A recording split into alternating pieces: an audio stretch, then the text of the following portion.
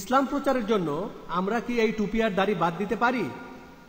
আমি দেখেছি যে এভাবে তাদের বোঝানো অনেক সহজ হয় যে যারা বোরখা পরে তারা খারাপ চরিত্রের, আর এ কারণেই যারা আসলেই বোরখা পরে তারা অসুবিধার মধ্যে পড়ে।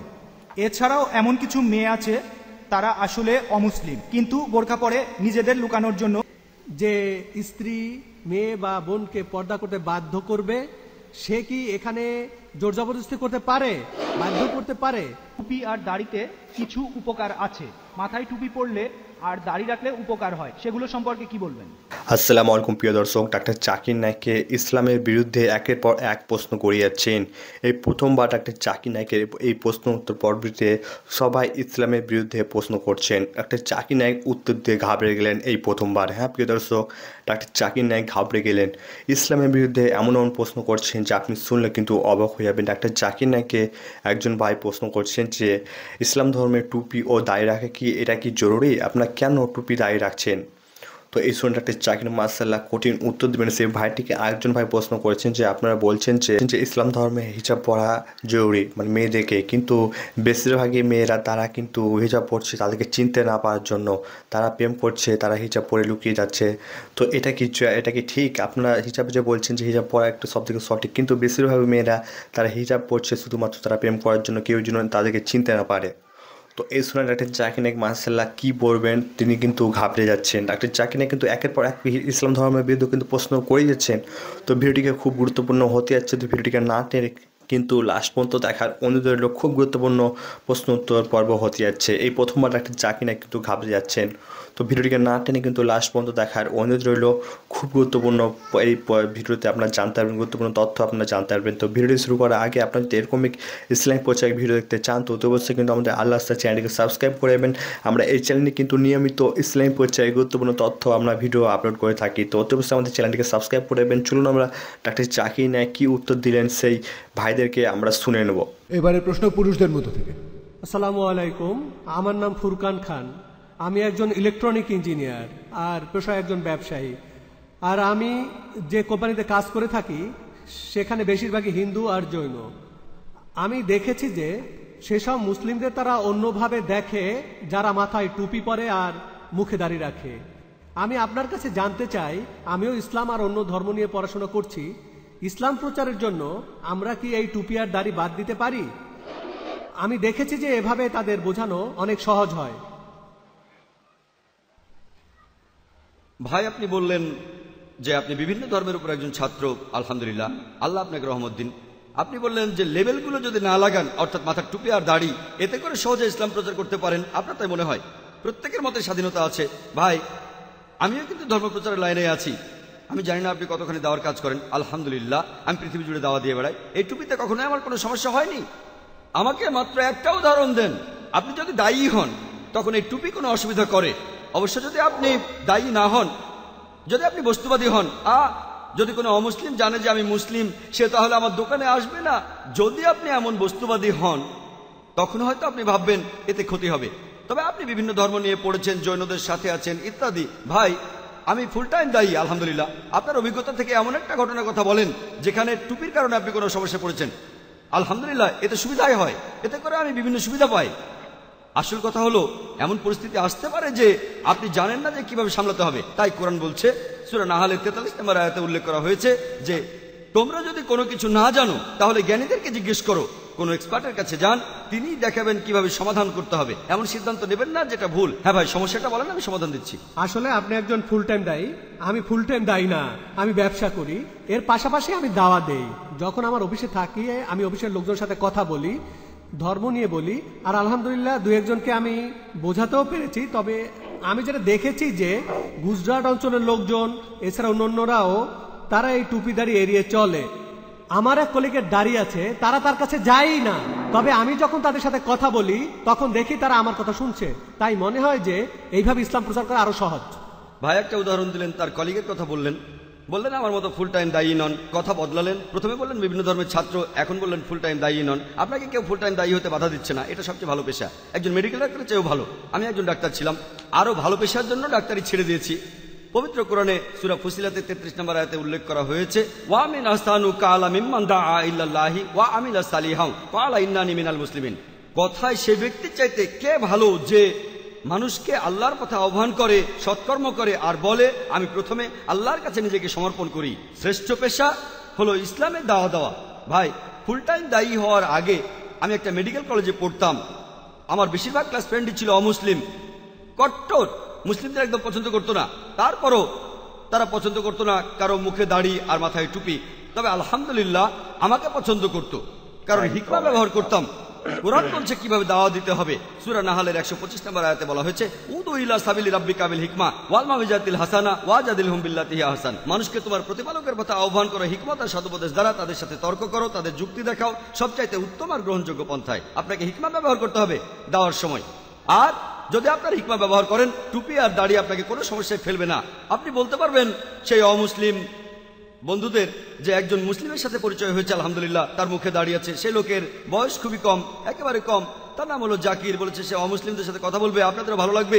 তার মাথায় টুপি আর মুখে দাঁড়িয়ে আছে, আপনাদেরও ভালো লাগবে। তাদেরকে ক্যাসেটটা দিতে পারেন। যদি তাদের সাথে দেখা করতে না পারি তাহলে আমার ক্যাসেটটা দেন, তারপর ফলাফলটা দেখেন। আমি অমুসলিমদের সঙ্গে থাকি না আলহামদুলিল্লাহ, তবে এই ক্যাসেটগুলো অসম্ভবকে সম্ভব করেছে। আপনি একজন অমুসলিমকে বোঝানোর কথা বলছেন, আলহামদুলিল্লাহ আল্লাহর রহমতে আমি হাজারো অমুসলিমকে বুঝিয়েছি আমার কথা দিয়ে, আলহামদুলিল্লাহ। তাই এটা আসলে একটা ভুল ধারণা। আপনি হীনমন্যতায় ভুগছেন। যদি মানেন ইসলামই সর্বশ্রেষ্ঠ ধর্ম, তাহলে আপনি নিজেকে মুসলিম হিসেবে পরিচয় দিতে ভয় পাচ্ছেন কেন? একটা উদাহরণ দেই। ধরেন একজন বয়স্ক লোক, তিনি খুবই বৃদ্ধ, বার্ধক্যে জর্জরিত। তিনি বলছেন আমার কাছে আছে জাদুর পানি, এটা খেলে আপনার শক্তি বাড়বে, যদি এই পানিটা খান আরো 100 বছর আপনি বাঁচবেন, আপনি হবেন খুবই শক্তিশালী। এই বয়স্ক লোকটার এক পা কবরে চলে গেছে, তিনি এই পানির বোতল 100 টাকা দিয়ে বিক্রি করছেন। কেউ কি সেটা কিনবে? বলছে আমার হাতে এই পানির বোতলের দাম 100 রুপি, যদি এই পানি খান আপনি আরো 100 বছর বাঁচবেন, আপনি হবেন পৃথিবীর সবচেয়ে শক্তিশালী। তাকে বিশ্বাস করবেন? তার কথাকে বিশ্বাস করবেন? করবেন না। কেন? লোকটার একটা পা কবরে চলে গেছে, যদি এই পানিতে কারো শক্তি বেড়ে যায় তাহলে নিজে কেন তিনি খাচ্ছেন না? আপনি ইসলাম প্রচার করছেন আর মুসলিম হিসেবে পরিচয় দিতে ভয় পাচ্ছেন, তাহলে কিভাবে ধর্ম পালন করবেন? আপনি ভণ্ডামি করছেন। আপনার খারাপ লাগলে আমি দুঃখিত। যদি মুসলিম হিসেবে পরিচয় দিতে ভয় পান আর বলেন ইসলামের সর্বশ্রেষ্ঠ ধর্ম, তার মানে আপনি ভণ্ডামি করছেন। কোন যুক্তিবাদী কি সেই লোকের কাছ থেকে পানির বোতলটা কিনবে যার এক পা কবরে, আর বলছে আপনি যদি এই পানি খান আরো 100 বছর আপনি বাঁচবেন, সবচেয়ে শক্তিশালী হবেন? এটা তো ভণ্ডামি, মিথ্যাচার হচ্ছে। আলহামদুলিল্লাহ আমার সাথেও অমুসলিমদের দেখা হয় আর তাদের বোঝাতে পেরেছি। যখন তাদের সাথে কথা বলি, অমুসলিমরা আমার কথা শুনে আলহামদুলিল্লাহ আমাকে শ্রদ্ধা করে। ও আপনাকে তো টিভিতে লেকচার দিতে দেখেছি। তারা আমাকে খুব সম্মান করে, তারা জানে আমি ইসলাম প্রচার করছি। তারা অন্যান্য মুসলিমদের হয়তো চেনে না যাদের দাড়ি আর টুপি পরে, কিন্তু আমাকে ভালোভাবে চেনে, আমাকে সম্মান করে, আমাকে ঘুষ দিতে হয় না, আমি কাউকে ঘুষ দিই না, আলহামদুলিল্লাহ আমাকে শ্রদ্ধা করে। আল্লাহ আমার কাছে সহজ করে দিয়েছেন। যদি আপনি ভয় পান, যদি আপনি হীনমন্যতায় ভোগেন, যদি আপনার মনে কোনো দুর্বলতা থাকে, তাহলে অমুসলিমদের এই কথাটাই মেনে নিচ্ছেন যে যারা মুখে দাড়ি রাখে তারা ভুল করে। আপনি যেটা করবেন, আপনার মুখে দাড়ি রাখবেন আর অমুসলিম বন্ধুদেরকে বলবেন যে আগে আপনারা আমাকে শ্রদ্ধা করতেন কারণ আমার মুখে দাড়ি ছিল না, আপনারা কারো মুখে দাড়ি পছন্দ করেন না, আজ থেকে আমি মুখে দাড়ি রাখা শুরু করলাম ইনশাল্লাহ ইনশাল্লাহ। তারপর আপনি তাদের বলেন দেখেন ভাই আমি আগের মতোই আছি, আমি আগের মানুষই আছি, শুধু এখন মুখে দাড়ি আর মাথায় টুপি আছে। এখন আমার স্বভাব কি বদলে গেছে? আপনার স্বভাব বদলাবে না, উন্নত হবে আলহামদুলিল্লাহ। তারপর আপনি তাদের বুঝিয়ে বলবেন দেখেন আপনাদের একটা ভুল ধারণা আছে যে দাড়ি আর টুপি যাদের আছে তারা ভালো মানুষ না, তারা গুন্ডা, তারা মাস্তান। দেখেন আমাকে আপনারা অনেকদিন ধরে চেনেন, কয়েক সপ্তাহ পরে যখন আপনি আপনার মুখে দাড়ি রাখবেন ইনশাল্লাহ, তখন অমুসলিম বন্ধুদের বলবেন আমার মুখে দাড়ি আর মাথায় টুপি, আমার স্বভাব কি বদলেছে? আলহামদুলিল্লাহ এতে আপনার কাজ সহজ হয়ে যাবে আর আপনি দাওয়া দিতে পারবেন। আশা করি উত্তরটা পেয়েছেন। এবারের প্রশ্ন মহিলাদের মধ্য থেকে। আসসালামু আলাইকুম। আমার প্রশ্নটা হলো হিন্দু কেউ মারা গেলে আমরা কি ইন্না লিল্লাহি ওয়া ইন্না ইলাইহি রাজিউন বলতে পারবো? বোন আপনি প্রশ্ন করলেন যে হিন্দু কেউ মারা গেলে আমরা ইন্না লিল্লাহি ওয়া ইন্না ইলাইহি রাজিউন বলবো কিনা। আর লোকজন সাধারণত ভাবে শুধু কারো মৃত্যুর খবর শুনলেই এই দোয়াটা পড়তে হবে। এটা কোরআনের একটি আয়াত, এটা বলা হয়নি যে শুধু মৃত্যুর খবর শুনলেই এই দোয়াটা পড়তে হবে। যদি আপনার মনে হয় যে কোনো কিছু সেটা ঠিক না, যেমন ধরেন কেউ পড়ে যাচ্ছে তখন বললেন ইন্না লিল্লাহি ওয়া ইন্না ইলাইহি রাজিউন, তার মানে এই না যে আমি ভাবছি সে মারা যাবে। কেউ হয়তো ভাববে যখন দোয়াটা পড়বেন ও লোকটা তো পড়ে গেছে এখনো মারা যায়নি। অনেক মুসলিমই মনে করেন দোয়াটা শুধু তখনই পড়বেন যখন কেউ মারা যায়। এটা একটা ভুল ধারণা। যে কোনো একটা ঘটনা ঘটলে অপ্রীতিকর কিছু তখন বলতে পারেন ইন্না লিল্লাহি ওয়া ইন্না ইলাইহি রাজিউন। এবারে প্রশ্নের উত্তর দেই, কোন অমুসলিম মারা গেলে আমরা এই দোয়াটা পড়তে পারবো কিনা। এই আয়াতটার অর্থ কি? পবিত্র কোরআনে এই আয়াতের অর্থ হলো তার কাছ থেকে এসেছি, তার কাছে ফিরে যাব। এমনকি অমুসলিমরাও অন্য কোনো জায়গা থেকে তারা আসেনি, আল্লাহ তাআলার কাছ থেকে এসেছে। আল্লাহ তার সৃষ্টিকর্তা, আল্লাহ তার রব, আল্লাহ তার খালেক, আলহামদুলিল্লাহ। আর সে আল্লাহর কাছে ফিরে যাবে। এমনকি যদি মুশরিকও হয় তাহলে এই দোয়াটা পড়লে কোনো ক্ষতি নেই। হ্যাঁ, আপনি তখন তার জন্য প্রার্থনা করবেন না, কারণ একজন লোক যদি মুশরিক হয়ে মারা যায় তার জন্য প্রার্থনা করবেন না। পবিত্র কোরআনের একটা আয়াত, কেউ মুশরিক হয়ে মারা গেলে সে মারা যাওয়ার পর বলতে পারবেন না ও আল্লাহ সুবহানাহু ওয়া তাআলা তাকে জান্নাতে পাঠিয়ে দিন, এই কথা বলতে পারবেন না। পবিত্র কোরআনে সূরা নিসার 48 নম্বর আয়াত এবং 116 নম্বর আয়াতে উল্লেখ করা হয়েছে, যদি কেউ মুশরিক অবস্থায় মারা যায়, কেউ যদি মুশরিক হয় আল্লাহ কখনোই শিরক করাকে ক্ষমা করবেন না। যদি মৃত্যুর আগে সেই মুশরিক অনুতপ্ত হয় আল্লাহ তাকে ক্ষমা করবেন। তবে কেউ যদি মুশরিক অবস্থায় মারা যায় কখনোই সে জান্নাতে যেতে পারবে না, তাই জান্নাতের জন্য দোয়া করতে পারবেন না। আপনি এই কথাটা বলতে পারেন যে আল্লাহর কাছ থেকে সে এসেছে, আল্লাহর কাছেই সে ফিরে গেল, এতে কোনো সমস্যা নেই। আশা করি উত্তরটা পেয়েছেন। এবারের প্রশ্নটা করা হচ্ছে বাম দিকের মাইক থেকে। আমার নাম ফিরোজ, আমি ইঞ্জিনিয়ারিংয়ের একজন স্টুডেন্ট। আমার প্রশ্নটা হলো, আমরা এটা দেখি যে অনেক মেয়েই বাসা থেকে বের হয় একটা বোরকা পরে, আর কলেজ গেটে এসে বোরকা খুলে ফেলে। ভেতরে তারা জিন্স আর টি শার্ট পরে ইত্যাদি। তারা ছেলেদের সাথে যেভাবে মেলামেশা করে সেজন্য তাদের বলা হয় খারাপ চরিত্রের মেয়ে। এজন্য কিছু লোক ভাবে যে যারা বোরখা পরে তারা খারাপ চরিত্রের, আর এ কারণে যারা আসলেই বোরখা পরে তারা অসুবিধার মধ্যে পড়ে। এছাড়াও এমন কিছু মেয়ে আছে তারা আসলে অমুসলিম, কিন্তু বোরখা পরে নিজেদের লুকানোর জন্য যখন তারা ঘুরে বেড়ায় বয়ফ্রেন্ডের সাথে। এই ব্যাপারটা সম্পর্কে কি বলবেন আপনি? ভাই, আপনি প্রশ্ন করলেন যে এমন কিছু মুসলিম মহিলা আছে যারা বোরখা পরে কিন্তু কলেজে যাওয়ার পর বোরখা খুলে ফেলে, ভেতরে তারা জিন্স পরে, পুরুষের সাথে মেলামেশা করে। মুসলিম মহিলাদের জন্য হিজাব সেটা পালন করতে হবে শুধু পরপুরুষের সামনে। যদি তারা যায় কোনো মহিলা কলেজে, যে কলেজের সব স্টুডেন্টই মহিলা, তখন তারা যাওয়ার সময় বোরখা পরে যায়, আর ক্লাসের ভেতরে যদি শুধু মহিলা থাকে তখন বোরখা খুলে ফেলে। এ ব্যাপারে কোনো সমস্যা নেই, এতে কোনো সমস্যা নেই। তবে আমি জানি আপনি সেই সব কলেজের কথা বলছেন যেখানে পুরুষ নারী একসাথে পড়ে, কোয়েড কলেজ। এইসব কলেজে ছেলে আর মেয়ে একসাথে পড়াশোনা করে। এই ধরনের ক্ষেত্রে এটা ঠিক না। না মেহরাম বা পরপুরুষের সামনে এটা আবশ্যিক যে তারা বোরখা পরবে। যদি এ ধরনের মুসলিম মহিলা এমনটা করে থাকে তার মানে এই না যে কোনো মুসলিম নারী আর বোরখা পরবে না। আসলে প্রত্যেক সমাজের ভেতরে কিছু কুলাঙ্গার থাকে, প্রত্যেক গোত্রে কিছু কুলাঙ্গার থাকে। এইসব কুলাঙ্গারদের দেখে যদি বলেন যে এইসব কুলাঙ্গার তারা সব খারাপ কাজ করছে, সেজন্য আমি এই কাজগুলো করব না, এটা কোনোভাবেই ঠিক হবে না। যেমন ধরেন, যদি কোনো গাড়ি দেখতে চান, একটা মার্সিডিজ বেঞ্জ যেটা মার্কেটে নতুন এসেছে, লেটেস্ট মডেল, আর আপনি এমন একজন লোককে ড্রাইভারের সিটে বসালেন যে গাড়ি চালাতেই জানে না কিভাবে চালাতে হয়, তারপর গাড়িটা অ্যাক্সিডেন্ট করলো, কাকে দোষ দেবেন? গাড়িকে না ড্রাইভারকে? কাকে দোষ দেবেন? ড্রাইভারকে। এই লোকটা জানে না কিভাবে গাড়ি চালাতে হয়। যদি আপনি গাড়িটাকে পরীক্ষা করতে চান তাহলে আপনি দেখবেন গাড়িটার বিভিন্ন বৈশিষ্ট্যগুলো কি বলছে, গাড়িটা শক্তপোক্ত কিনা, নিরাপত্তার ব্যবস্থা কেমন, এভারেজ মাইলেজ কত, গাড়িটা কত জোরে চলে, ইত্যাদি ইত্যাদি। আর যদি দেখতে চান যে গাড়িটা কত ভালো চালানো যায় তাহলে গাড়ি চালাতে জানে এমন কাউকে সেখানে বসান, ড্রাইভারের সিটে বসান। সেজন্য যদি বলেন যে আমি বোরখা পরবো না কারণ কিছু মহিলা পুরুষের সাথে মেলামেশা করে আর সুযোগ সুবিধা নেয়, অনেকটা এরকম যে মার্সিডিজ একটা বাজে গাড়ি, কারণে ড্রাইভার সে গাড়িটা চালাতেই জানে না, অযৌক্তিক। প্রত্যেক সমাজে কিছু কুলাঙ্গার থাকে। হিটলারকে চেনেন তো? সে 60 লক্ষ ইহুদিদের মেরে ফেলেছিল, 60 লক্ষ ইহুদি। এজন্য কি খ্রিস্টান ধর্মকে দোষ দেব? পারবো না, সে একটা খারাপ দৃষ্টান্ত। একইভাবে কোনো বিশেষ মহিলা যদি এ ধরনের কোনো কাজ করে, এর সময় উচিত হবে অন্যান্য মুসলিম মহিলারাও বলবে যেহেতু কিছু মুসলিম মহিলা আছে যারা ইসলামের নামে বদনাম ছড়াচ্ছে, আর এই কারণেই আমি বোরখা পরবো, আর প্রমাণ করে দেব সবার সামনে যে মুসলিম মহিলারা ভালো। যদি এমন মুসলিম মহিলাদের দেখেন যারা খারাপ আচরণ করছে, যার কারণ তারা হয়তো ভালোভাবে জানে না বা তাদের চরিত্রেও কিছু কলঙ্ক আছে, আমরা মুসলিমরা তখন করবো ইসলাম, তাদের যুক্তি দেখাবো, আর একই সাথে আমরা আরো বেশি করে এই লেভেলটা লাগাবো। যেমন ধরেন, যদি মার্সিডিজ কোম্পানি জানতে পারে যে গাড়ি চালাতে জানে না এমন লোক গাড়ি চালিয়ে অ্যাক্সিডেন্ট করেছে, তখন তারা বড় করে অ্যাড দেবে যে গাড়ি চালিয়েছিল সে আসলে গাড়ি চালাতে জানতো না, সেজন্য গাড়িটা অ্যাক্সিডেন্ট করেছে।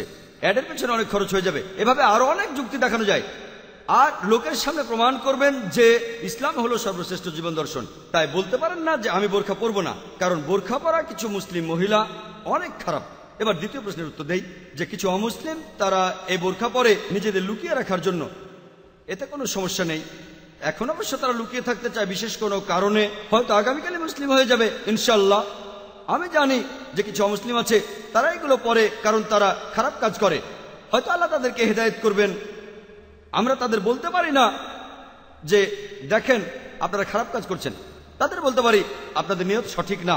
বলতে পারেন না যে বোরখা পরাটাই ভুল, তাদেরকে বলতে পারেন যে আপনাদের নিয়ত, বোরখা জিনিসটা উদ্দেশ্য হলো মহিলাদের শালীনতা বজায় রাখা, আপনারা এইসব কাজ থেকে সুবিধা নিচ্ছেন আর আপনারা খুবই খারাপ কাজ করছেন, এগুলো শুধরাতে হবে। আর মানুষকে এই কথাটাও জানাতে হবে যে বোরখা আসলে শালীনতার জন্য, আর মহিলাদের হিজাব নিয়ম বলেছি, এজন্য আমার ভিডিও ক্যাসেট দেখতে পারেন কেন মহিলারা হিজাব পালন করবে। আশা করি উত্তরটা পেয়েছেন। ভাই, আমি কিছুদিন আগে মুসলিম হয়েছে, আলহামদুলিল্লাহ। আল্লাহ সুবহানাহু ওয়া তাআলা তিনি আমাকে তার দয়ায় হেদায়েত করেছেন। যদি মুসলিম হিসাবে বাঁচতে চান, আপনি যদি মুসলিম হিসাবে বেঁচে থাকতে চান, আর যদি আপনি মুসলিম হিসাবে মরতে চান, তাহলে রাসূলের সুন্নাহগুলো মেনে চলেন আর পবিত্র কোরআন মেনে চলেন। ভাই, আমি বোম্বেতে অল্প কয়েকদিনের জন্য এসেছি। আমি বোম্বেতে অনেক জায়গায় ঘুরেছি, অনেক মসজিদে গিয়েছি। সেখানে আমি দেখেছি মুসলিম ভাইয়েরা, মাঝে মধ্যে আমার বেশ খারাপ লেগেছে। আমি তাদের দেখেছি যে মসজিদ থেকে বের হওয়ার পর মাশাআল্লাহ তাদের মুখে অনেক বড় দাড়ি আছে, কিন্তু যখন তারা মসজিদ থেকে বের হয় তখনই একটা সিগারেট ধরায়, পান খাওয়া শুরু করে, যেটাকে দেখে মনে হয় অয়েল পেইন্ট, আর সিগারেটের ধোঁয়া ছড়াতে থাকে চিমনির মতো। মুসলিমদের এই সিগারেট খাওয়া আর পান খাওয়া, এ ব্যাপারে আপনি কি বলবেন? ভাই, আপনি প্রশ্ন করলেন যে আপনি যখন বিভিন্ন মসজিদে যান সেখানে দেখেন মুসলিমরা মসজিদ থেকে বের হয়ে সিগারেট টানা শুরু করে দেয়, আবার অনেকে পান খায়, দেখতে খারাপ লাগে। আমার মতামত কি ঠিক না ভুল? ইসলামে ধূমপানের অনুমতি আছে কিনা এ নিয়ে অনেক ফতোয়া দেওয়া হয়েছে। আগে আলেম ওলামাগণ একটা ফতোয়া দিয়েছিলেন এটা মাকরু, তখনকার দিনের জ্ঞান দিয়ে বলেছিলেন। তবে এখন বিজ্ঞান উন্নত হয়েছে আর বিশেষজ্ঞদের মতামতটাও বদলে গেছে। পবিত্র কোরআনে সূরা বাকারার 195 নম্বর আয়াতে উল্লেখ করা হয়েছে, বলা হয়েছে তোমরা তোমাদের নিজেদের হাতে নিজেদের ধ্বংসের মধ্যে নিক্ষেপ করো না। তোমরা তোমাদের নিজেদের হাতে নিজেদের ধ্বংসের মধ্যে নিক্ষেপ করো না। বর্তমানে বিজ্ঞানের বিভিন্ন গবেষণা আমাদের বলে যে বিশ্ব স্বাস্থ্য সংস্থা আমাদের বলছে প্রতি বছর 10 লাখেরও বেশি মানুষ এই পৃথিবীতে মারা যায় শুধু ধূমপানের কারণে। যারা ফুসফুসের ক্যান্সারে মারা যায় তাদের মধ্যে 90%ই হলো ধূমপান করার কারণে। যারা ব্রঙ্কাইটিসে মারা যায় তাদের মধ্যে 70% মারা যায় ধূমপানের কারণে। কার্ডিওভাস্কুলার ডিজিজে যারা মারা যায় তাদের মধ্যে 25% মারা যায় কারণ তারা ধূমপান করত। এই ধূমপান হচ্ছে আসলে স্লো পয়জনিং। সিগারেটে থাকে নিকোটিন এবং টার। সিগারেট দেখতে কেমন সেটা বাদ দেন, প্রায় 400 জন বিশেষজ্ঞের নতুন একটা ফতোয়া অনুযায়ী তারা বলেন ধূমপান করা হারাম, কারণ পবিত্র কোরআন বলছে তোমরা তোমাদের নিজেদের হাতে নিজেদের ধ্বংসের মধ্যে ফেলো না। আর এতে শুধু আপনার একার ক্ষতি হবে না, প্রতিবেশীদেরও ক্ষতি হবে, কারণ বিজ্ঞানের বিভিন্ন গবেষণা বলছে যে চেইন স্মোকারদের স্ত্রীদের ফুসফুসের ক্যান্সার হওয়ার সম্ভাবনা বেশি, কারণ প্যাসিভ স্মোকিং আরো বিপজ্জনক। অ্যাক্টিভ স্মোকিং সরাসরি এটাও ক্ষতিকর। প্যাসিভ স্মোকিং মানে কেউ ধোঁয়া ছেড়ে দিল আর অন্য কারো ফুসফুসে সেটা ঢুকে গেল, এটা আরো বিপজ্জনক, আরো বেশি ক্ষতিকর। ধূমপান করলে আপনার ঠোঁট কালো হয়ে যাবে, দাঁত কালো হয়ে যাবে, দাঁতের মাড়ি ক্ষয়ে যাবে, হাতের আঙ্গুল কালো হয়ে যাবে, তারপর গলার ক্ষতি হবে, এতে করে পেপটিক আলসার হবে, এছাড়াও হবে কোষ্ঠকাঠিন্য, এতে করে যৌন শক্তি কমে যাবে, আপনার স্বাস্থ্য খারাপ হয়ে যাবে, ক্ষুধা কমে যাবে, আপনার স্মৃতিও কমে যাবে। তাহলে এইসব গবেষণার উপর ভিত্তি করে বর্তমানে ওলামারা 400-এরও বেশি ফতোয়া দিয়েছেন যে ধূমপান করা হচ্ছে হারাম। এছাড়াও সূরা বাকারার 195 নম্বর আয়াতে উল্লেখ করা হয়েছে, বলা হয়েছে যে তোমরা নিজের হাতে তোমাদের ধ্বংসের মধ্যে ফেলে দিও না। তাই এটা আপনাদের ভালো লাগুক বা না লাগুক, ইসলামে এটা অনুমতি নেই। এবারে পান খাওয়ার প্রসঙ্গ নিয়ে বলি। পান খাওয়া, যদি পানের মধ্যে থাকে তামাক, যে কোনো রকমের তামাক, হোক সিগারেট, হোক হুক্কা, হোক চাবানো, এই সবগুলো স্লো পয়জনিং আর হারাম। এটা বাদে, এটা ছাড়া পানের মধ্যে তামাক থাকে না, শুধু থাকে সুপারি। দেখতে হয়তো খারাপ লাগবে, সেটা আলাদা ব্যাপার, তবে ইসলাম এ ব্যাপারে নিষেধ করেনি। এতে স্বাস্থ্যের ক্ষতি হতে পারে, তাই ডাক্তার বলতে পারে আপনারা বেশি পান খাবেন না, এতে আপনার দাঁতের ক্ষতি হতে পারে, মাড়ি নষ্ট হয়ে যেতে পারে, সেটা আলাদা ব্যাপার। তবে ইসলামের কথা বললে যে কোনো ভাবে তামাক নেওয়াটাই নিষিদ্ধ। আশা করি উত্তরটা পেয়েছেন। আসসালামু আলাইকুম ভাই, আমার নাম জুবায়ের। আমরা হাদিস থেকে জেনেছি যে হুজুর পাক সাল্লাল্লাহু আলাইহি ওয়াসাল্লামের দাড়ি লম্বায় 1 মুঠোর চাইতে একটু বড় ছিল। এখন আমি যদি দাড়ি রাখতে চাই তাহলে আমাকে কি অবশ্যই সেরকম লম্বা দাড়ি রাখতে হবে, নাকি আমি আমার মতো করে দাড়ি রাখলে সেটাও গ্রহণযোগ্য হবে? যে প্রশ্নটা করলেন দাড়ি যদি ঠিক করেন দাড়ি রাখবেন, আলহামদুলিল্লাহ, আপনাকে অভিনন্দন। দাড়ি রাখতে চাচ্ছেন, আলহামদুলিল্লাহ। ভাই প্রশ্ন করলেন যে দাড়ির দৈর্ঘ্য কেমন হবে। অনেকে বলেন এটা হবে 1 মুঠো পরিমাণ। এখানে আসল ঘটনা কি ভাই? আমাদের প্রিয় নবীর যে নির্দেশ যে পৌত্তলিকরা যা করে তার বিপরীত কাজ করো, মুশরিকদের বিপরীত। মুখে দাড়ি রাখো আর গোপ ছোট করে ছেটে রাখো। তাহলে নবীজির নির্দেশটা হলো দাড়ি রাখেন, মুখে দাড়ি রাখাটা হলো ফরজ। ফরজ। এখন যদি আরো মুত্তাকি হতে চান, যদি আরো গবেষণা করতে চান, তাহলে আরো উঁচু স্তরে উঠতে হবে। 5 ওয়াক্ত নামাজ পড়াটা ফরজ। এখানে ফরজ রাকাত আছে, এছাড়াও পড়তে পারেন সুন্নাতে মুআক্কাদা, সুন্নত, আলহামদুলিল্লাহ। যদি জিজ্ঞেস করেন মিনিমামটা কি, মিনিমামটা হলো 5 ওয়াক্ত নামাজ পড়া। এরপরে যদি সুন্নাতে মুআক্কাদা পড়েন, আলহামদুলিল্লাহ। যদি তারপর সুন্নত পড়েন, আলহামদুলিল্লাহ। তাহাজ্জুদ, আলহামদুলিল্লাহ। বেতার, আলহামদুলিল্লাহ। আলহামদুলিল্লাহ। আমাদের নবীজির নির্দেশ হলো দাড়ি রাখেন। এখন নবীজি যখন নির্দেশ দিচ্ছেন, যদি নবীজির জীবনে পড়েন, সাহাবীদের জীবনে পড়েন, তাহলে নবীজির নির্দেশগুলো বিস্তারিত জানতে পারবেন। তাহলে মিনিমাম নির্দেশ হলো দাড়ি রাখবেন, আলহামদুলিল্লাহ। তাই আমি প্রথমে বলবো আপনি দাড়ি রাখেন, কিন্তু তাকওয়ার উপরে যদি উঠতে চান, যদি আরো বিস্তারিত জানতে চান, নবীজির নির্দেশ বাদেও আপনি যদি নবীজি আর সাহাবীগণের জীবনী অনুসরণ করেন, সুম্মা আলহামদুলিল্লাহ। এই হাদিসটা আছে সহিহ বুখারীতে 7 নম্বর খণ্ড, এটা আছে বুক অব ড্রেসে 64 নম্বর অধ্যায়ের 780 নম্বর হাদিসে বলা হয়েছে, নাফি রাদিয়াল্লাহু আনহু বলেছেন যে ইবনে ওমর রাদিয়াল্লাহু আনহুর ছেলে, তিনি বলেছেন যে নবীজি বলেছেন পৌত্তলিকরা যা করে তার বিপরীত করো, মুখে দাড়ি রাখো আর গোপ ছোট করে ছেটে রাখো, গোপ ছোট করে ফেলো। এরপর আরো বলা হয়েছে যে ইবনে ওমর রাদিয়াল্লাহু আনহু, ওমরের ছেলে, হজ এবং উমরার পরে তিনি হাতের মুঠোয় দাড়ি ধরতেন, তারপর নিচ থেকে দাড়ি কেটে ফেলতেন, হাতের মুঠোর নিচে যা থাকতো সেটা কেটে ফেলতেন। এখন দাড়ি রাখাটা হলো নবীজির নির্দেশ, আর সাহাবীগণই ভালোভাবে জানতেন নবীজি কি বোঝাতে চাচ্ছেন। তাই আপনারা যদি সাহাবীগণকে অনুসরণ করেন সেটা আরো ভালো। তাই যদি দাড়ি রাখার প্রসঙ্গে বলেন, বেশিরভাগ বিশেষজ্ঞ বলেন যেহেতু এটা নবীজির নির্দেশ তাই এটা ফরজ। এখন যদি তাকওয়ার উপর স্তরে যেতে চান, এখানে মুস্তাহাব কি, দাড়ির দৈর্ঘ্য কেমন হবে, হাদিস অনুযায়ী বলা হয়েছে যে ইবনে ওমর তিনি কিভাবে দাড়ি রাখতেন, হাত মুঠো করে দাড়ি ধরতেন, তারপর মুঠোর নিচে যেটুকু থাকতো সেটুকু কেটে ফেলতেন। আপনারাও দেখছেন আমার দাড়িটা খুব পাতলা, তাই খুব সহজে আপনাদের দেখাতে পারছি আমার দাড়ি। তবে দেখবেন আলহামদুলিল্লাহ আমার দাড়ি 1 মুঠো, মুঠোর নিচেরটা কেটে ফেলবেন।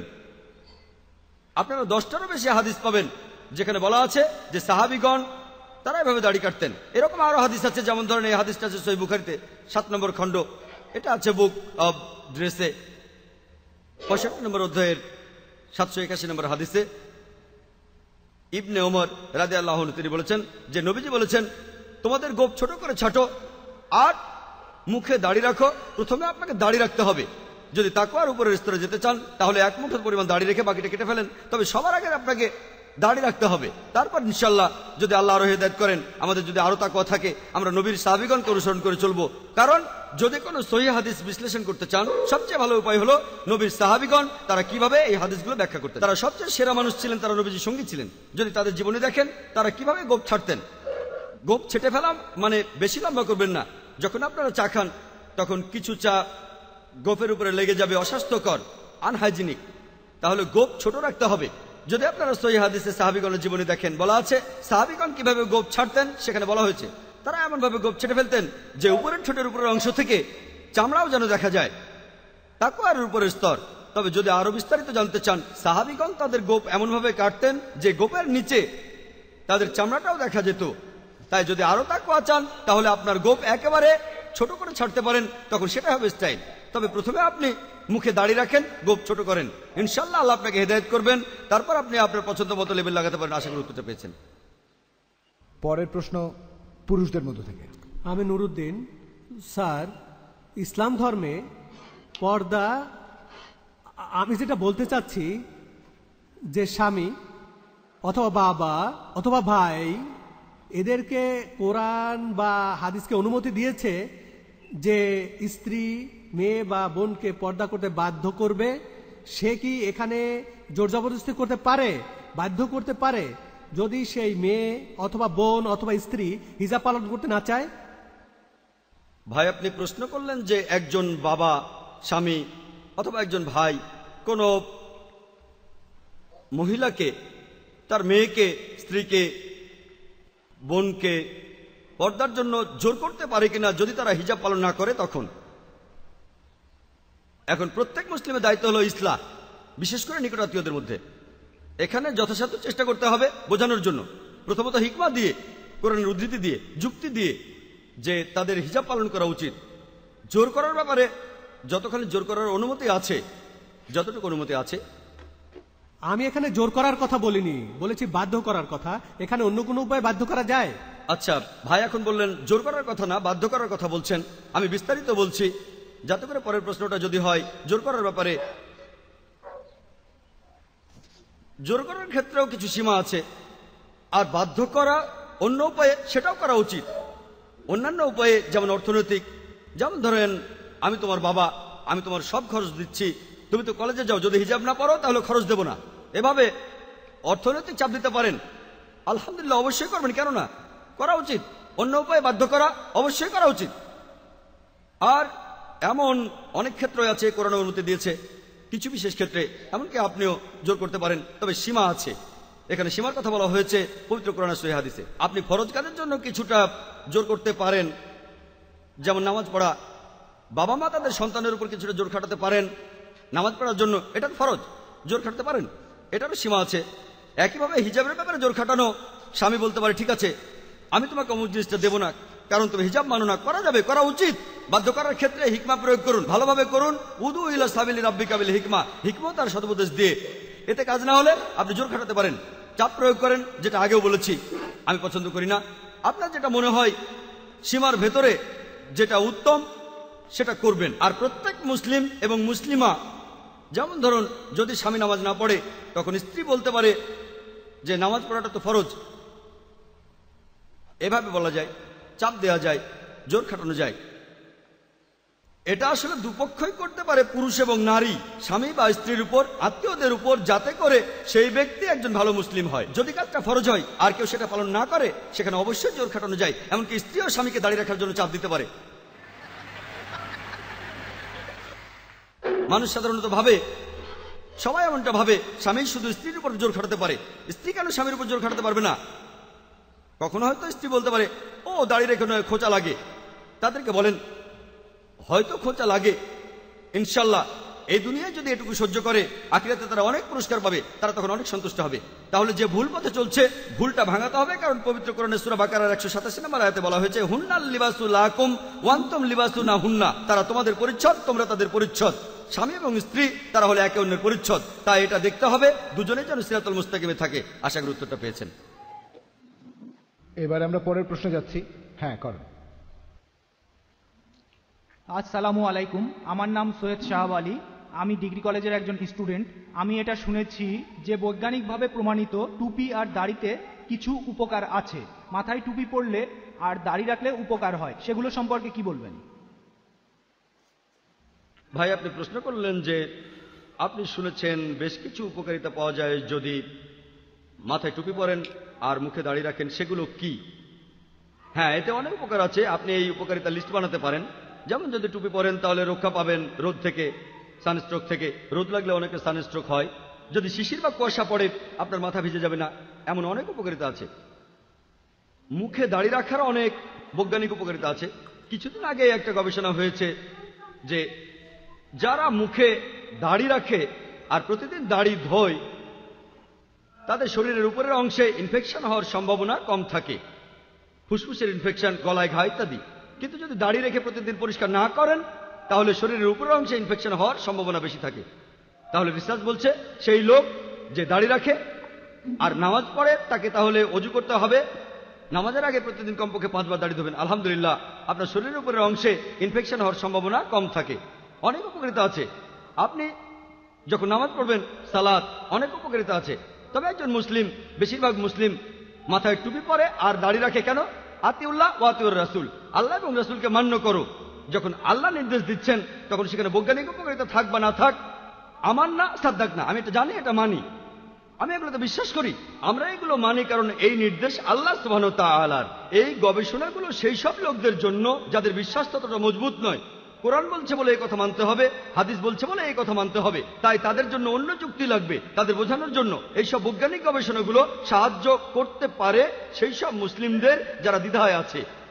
তারা বিজ্ঞানের কথা মেনে নিতে পারে, উপকারিতা আছে। তবে আসল কথা হলো পোশাকে যদি আপনার উদ্দেশ্য বোঝা যায় তবে সেটাই পরেন। আমার নাম মোহাম্মদ রফি। আমার প্রশ্নটা হলো, এটা কি মুসলিম পুরুষদের জন্য আবশ্যিক যে তারা গোড়ালির উপরে তাদের প্যান্ট পরবে? এটা কি একটা লেভেল? ভাই খুব সুন্দর প্রশ্ন করেছেন যে মুসলিম পুরুষদের জন্য এটা কি আবশ্যিক যে তারা পায়ের গোড়ালির উপরে প্যান্ট পরবে, আর এটাও কি একটা লেভেল? এর উত্তর পাবেন কোরআন এবং সহিহ হাদিসে। এটার উল্লেখ আছে সহিহ বুখারীতে 7 নম্বর খণ্ড, আছে বুক অফ ড্রেসে 4 নম্বর অধ্যায়ে বলা হয়েছে যে আমাদের নবীজি বলেছেন যে পুরুষদের প্যান্টের যে অংশ গোড়ালির নিচে ঝুলে থাকে সেই অংশটা দোজখের আগুনে যাবে। এই সূত্র ধরে এছাড়াও আরো 5-6টা হাদিস আছে। সহিহ বুখারী 7 নম্বর খণ্ড, বুক অফ ড্রেস 5 নম্বর অধ্যায়ে বলা হয়েছে যে ব্যক্তি বেপরোয়াভাবে চলাফেরা করে, যার প্যান্ট পায়ের নিচে মাটিতে ঝুলে থাকে, আল্লাহ সুবহানাহু ওয়া তাআলা তাকে অভিশাপ দেবেন। তাহলে এটা হলো আমাদের নবীজির নির্দেশ যে প্যান্টের কোনো অংশ গোড়ালির নিচে থাকবে না, প্যান্ট থাকবে গোড়ালির উপরে। এটাই বলা হয়েছে। প্যান্টের কোনো অংশ গোড়ালির নিচে চলে গেলে সেটা আমাদের নবীজির কথা অনুযায়ী নিষিদ্ধ। জিজ্ঞেস করলেন এটা লেভেল কিনা? হ্যাঁ, আমি বলবো এটা লেভেলের অংশ। হয়তো টুপি আর দাড়ির মতো এত স্পষ্ট লেভেল না, কারণ আমরা সবসময় প্যান্টের নিচের দিকে তাকাই না, তবে এটা একটা লেভেল। আর যদি বেশি তাকওয়া থাকে আর এটা মেনে চলেন তাহলে বলবো আলহামদুলিল্লাহ। যার বেশি তাকওয়া আছে, যে আমাদের নবীজির কথাগুলো মেনে চলতে চায়, তাদেরকে বলবো এই হাদিসগুলো মেনে চলেন আপনারা। আর যেটা করবেন আপনারা প্যান্ট পরলে গোড়ালির উপরে পরবেন, এটা একটা লেভেল বলতে পারেন। এটা আসলে অতটা চোখে পড়ে না যেমন পড়ে দাড়ি আর টুপি। এগুলো দেখতে পাওয়া যায় অনেক দূর থেকে, যেমন এখান থেকে দেখতে পাচ্ছি আলহামদুলিল্লাহ। প্যান্ট এখান থেকে দেখতে পাচ্ছি না। তবে যদি বলেন এটা একটা লেভেল, আমার কোনো আপত্তি থাকবে না যে এটা আসলে একটা লেভেল। আসসালামু আলাইকুম। আমার প্রশ্নটা হলো যে অমুসলিম কেউ ইসলাম ধর্ম যদি গ্রহণ করে তখন তার নামটা বদলানো কি বাধ্যতামূলক? আপনি প্রশ্ন করলেন এটা কি আবশ্যিক যে একজন অমুসলিম তার নামটা বদলে ফেলবে যখন সে ইসলাম গ্রহণ করবে? আমরা নবীজিকে অনুসরণ করব, দেখতে হবে তিনি কে বলেছেন। আমার লেকচারে আগেও বলেছি, নবীজি এমন কথা কখনোই কাউকে বলেননি যে তার পদবিটা বদলাতে হবে, কারণ পদবি থেকে বংশ বোঝা যায়, সে কোন অঞ্চল থেকে এসেছে, কোন পরিবার থেকে এসেছে, এসব কিছু বোঝা যায়। এখন নামের প্রসঙ্গে যদি বলতে হয়, অর্থাৎ নামের প্রথম অংশ, যদি নামের প্রথম অংশে শিরক করার মতো কিছু থাকে, শিরক আল্লাহ সুবহানাহু ওয়া তাআলার সাথে কাউকে শরীক করা, এরকম ক্ষেত্রে নামটা বদলানো উচিত। যেমন কারো নাম হয়তো রাম অথবা লক্ষণ, এই নামের মধ্যে শিরকের উপাদান আছে, কারণ এই নামে দেবতাদের অমুসলিমরা পূজা করে, শিরকের উপাদান আছে। যদি নামের মধ্যে শিরকের উপাদান থাকে তখন সেই নামটা বদলানো উচিত। তা না হলে সুযোগ থাকে আগের নাম রাখতে পারেন অথবা বদলাতে পারেন আপনার যেটা পছন্দ। অনেক সময় আমাদের প্রিয় নবীজি নাম বদলাননি সেই সব লোকে যারা ইসলাম গ্রহণ করেছে, আবার অনেক সময় তিনি নাম বদলে দিয়েছেন। যদি নামের মধ্যে শিরকের কোনো উপাদান থাকে এটা তখন আবশ্যিক। যদি শিরকের উপাদান না থাকে তারপরও বদলাতে চায়, আলহামদুলিল্লাহ, এতে কোনো সমস্যা নেই। একবার IRF-এ একজন অমুসলিম মেয়ে হিন্দু, সে ইসলাম গ্রহণ করতে আসলো। আর এসব ক্ষেত্রে যেটা দেখা যায়, সে একটা মুসলিম ছেলেকে বিয়ে করতে চায়। আর পবিত্র কোরআনে সূরা বাকারা 221 নম্বর আয়াতে উল্লেখ করা হয়েছে, তোমরা মুশরিকদের বিয়ে করো না, তোমাদের নারীদের বিয়ে দিও না অমুসলিম পুরুষের সাথে, মুশরিক পুরুষ যতক্ষণ না বিশ্বাস আনে। একজন মুসলিম পুরুষ যে একজন বিশ্বাসী, একজন মুসলিম পুরুষ যে একজন ঝাড়ওয়ালা, সে মুশরিক পুরুষের চাইতে উত্তম, যদিও মুশরিক তোমাকে মুগ্ধ করে। যদি মুসলিম মহিলা মুসলিম পুরুষকে বিয়ে করে যে একজন ঝাড়ওয়ালা, সে মুশরিক পুরুষের চাইতে অধিক উত্তম হতে পারে, সে সবচাইতে হ্যান্ডসাম হতে পারে, অমিতাভ বচ্চন। তবে মুসলিম পুরুষটা যদিও ঝাড়ুওয়ালা হয়, সে একজন অমুসলিমের চাইতে অধিক উত্তম, যদিও সে তোমাকে মুগ্ধ করে না। আর একই ব্যাপার, যখন একজন মুসলিম পুরুষ বিয়ে করে কোন নারীকে, যদি সে মুশরিক হয় তাহলে অনুমতি নেই, সেই নারী মুশরিক হলে বিয়ের অনুমতি নেই, যদি না সে ইসলাম ধর্ম গ্রহণ করে।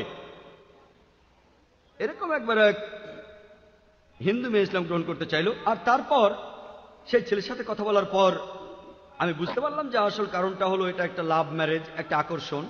তবে আমার কিছু বলার নেই, মেয়েটা ইসলাম গ্রহণ করতে চাই, আহলান ওয়া সাহলান, আমরা তাদের পথ দেখাবো, সঠিক পথ দেখাবো।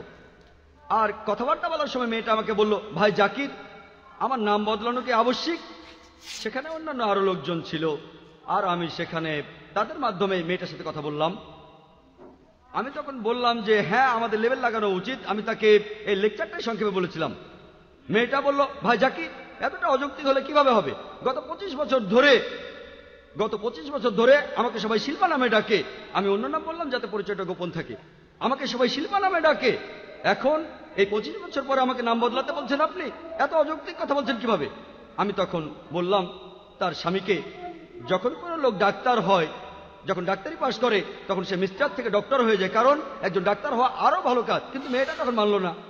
আমি তাকে বললাম, ইসলাম পছন্দ করেন? সে বলল হ্যাঁ। তখন আমি বুঝলাম যে মেয়েটা ইসলাম গ্রহণ করতে চাচ্ছে শুধু সেই ছেলেটার জন্য। এখন কি করা? আমাকে হিকমা প্রয়োগ করতে হবে। আমি মেয়েটাকে বললাম, বোন, আপনার পুরো নাম কি? মেয়েটা আমাকে বলল, আসল নামটা বলছি না, আমার পুরো নাম হলো শিল্পা পাণ্ডুরাম দেশমুখ।